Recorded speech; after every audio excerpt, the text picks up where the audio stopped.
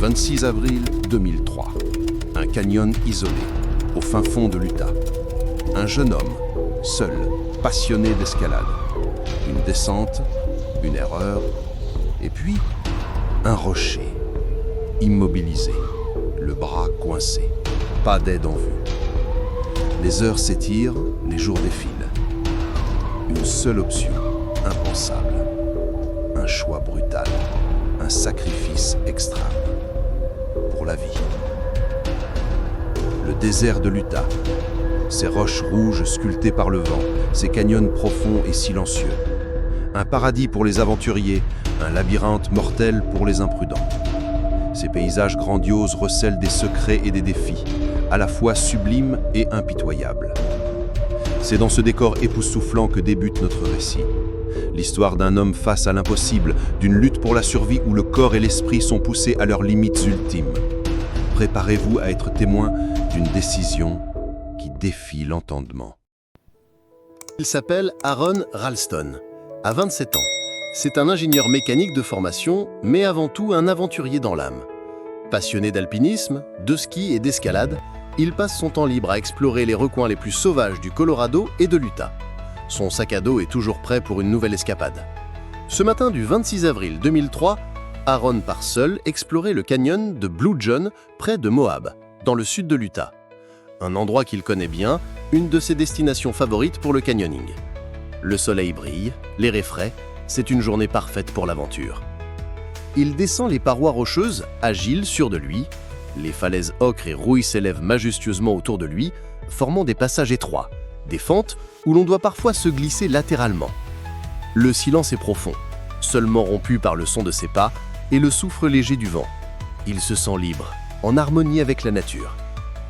À un moment donné, en traversant une de ces fissures étroites, une surprise l'attend. Un gros rocher, déjà tombé d'une paroi, est coincé entre deux murs du canyon. C'est un obstacle courant dans le canyoning. Il faut le contourner ou s'aider de lui pour descendre. Aaron s'appuie sur le rocher pour sauter de l'autre côté. Et là, le rocher bouge. Il roule, lentement d'abord, puis avec une vitesse effrayante. Le réflexe d'Aaron est de retirer son bras droit pour éviter d'être écrasé. Trop tard, le rocher bascule, l'entraînant avec lui. Son poignet droit est broyé, coincé contre la paroi du canyon. La douleur est immédiate, fulgurante. Un hurlement lui échappe, résonnant étrangement dans le silence du canyon. Il essaye de bouger, de se dégager, en vain. Le rocher, pesant plus de 350 kg, est un monstre de pierre. Son bras est pris au piège. La roche est froide, inamovible, il est prisonnier. Se rend compte que personne ne sait où il est. Il n'a laissé aucun itinéraire, aucune indication de sa destination. Il est seul, complètement seul. Les heures passent, se transformant en un éternel présent. Le soleil, d'abord haut dans le ciel, commence sa descente inexorable, projetant des ombres glaciales dans le canyon. La nuit tombe. Le froid s'installe. Aaron tremble. Le choc, la douleur et le froid intense. Il n'a qu'un peu d'eau, quelques barres énergétiques, un petit couteau de mauvaise qualité et une caméra vidéo. Il essaie de se libérer. Il pousse, tire, creuse sous le rocher avec son couteau. Chaque mouvement est une torture, une vaine tentative. Le rocher ne bouge pas d'un millimètre. Le premier jour devient le deuxième, puis le troisième. La soif devient insoutenable. Il rationne son eau, buvant à petites gorgées. Puis, il n'y en a plus. Il se met à boire sa propre urine pour tenter de s'hydrater. Le corps s'affaiblit. Les hallucinations commencent. Ses pensées divaguent, entre espoir démesuré et abattement total. Il imagine sa famille, ses amis. Il filme des messages d'adieu avec sa caméra. Des larmes de résignation coulent sur son visage, sali par la poussière et la sueur. Il se prépare à la fin. Mais une pensée le frappe. Il ne peut pas mourir ici, pas comme ça. Il doit survivre. Détermination glaciale. Au 5e jour, une idée folle, terrifiante, commence à germer dans son esprit. Elle revient sans cesse, lancinante. Il a tout essayé, le rocher ne cède pas. La seule chose qui le retient, c'est son bras droit. Il n'a qu'un seul outil capable d'accomplir l'impensable, son petit couteau émoussé. Il faut agir, le temps lui est compté. Sa vie s'éteint lentement, glaçant, chirurgical. Aaron sait qu'il doit briser ses os, sectionner ses muscles, ses tendons, ses nerfs. Il n'a pas d'anesthésie, pas d'aide, juste une volonté farouche de vivre.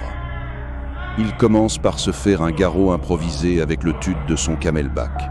Il utilise le rocher comme levier, brise son cubitus et son radius. La douleur est imaginable. Un cri rauque s'échappe de sa gorge, se perdant dans l'immensité du canyon. Concentration intense. Puis, avec le couteau, il entame l'amputation. Chaque coup de lame est un supplice. Il doit se concentrer pour ne pas s'évanouir, pour ne pas abandonner. Les minutes deviennent des heures d'horreur. Finalement, après des heures d'agonie, le bras est séparé. Aaron Ralston est libre. Épuisé, mais déterminé, le sang coule à flot. Il est déshydraté, affaibli, mais il est libre. Il sait qu'il n'a que quelques heures avant de s'effondrer. Il doit trouver de l'aide, immédiatement. Il rampe, puis marche péniblement, le bras amputé pressé contre son torse, luttant contre la douleur lancinante et la soif brûlante. Un petit bout du canyon, un couple de randonneurs néerlandais et leur fils aperçoivent une silhouette errante. Un homme au regard hagard, le bras ensanglanté. Ils sont horrifiés par la scène, leur cœur se serre. Ils alertent les secours. Peu de temps après, un hélicoptère de sauvetage arrive. Aaron est enfin en sécurité. Le bracelement, l'histoire d'Aaron Ralston est celle d'une volonté de faire face à l'horreur. C'est un témoignage puissant de la capacité humaine à endurer l'inimaginable pour survivre. Un choix extrême pour une survie extrême. Aaron Ralston a perdu un bras, mais il a gagné une histoire qui a captivé le monde entier, inspirant un livre et un film. Il continue l'escalade, le ski avec une prothèse, prouvant que la vie ne s'arrête pas face à l'adversité. Que pensez-vous de cette incroyable preuve de résilience? Laissez-nous vos impressions en commentaire. Si cette histoire vous a marqué, un petit pouce bleu serait très apprécié. Et n'oubliez pas de nous suivre et d'activer la cloche pour recevoir nos histoires chaque semaine.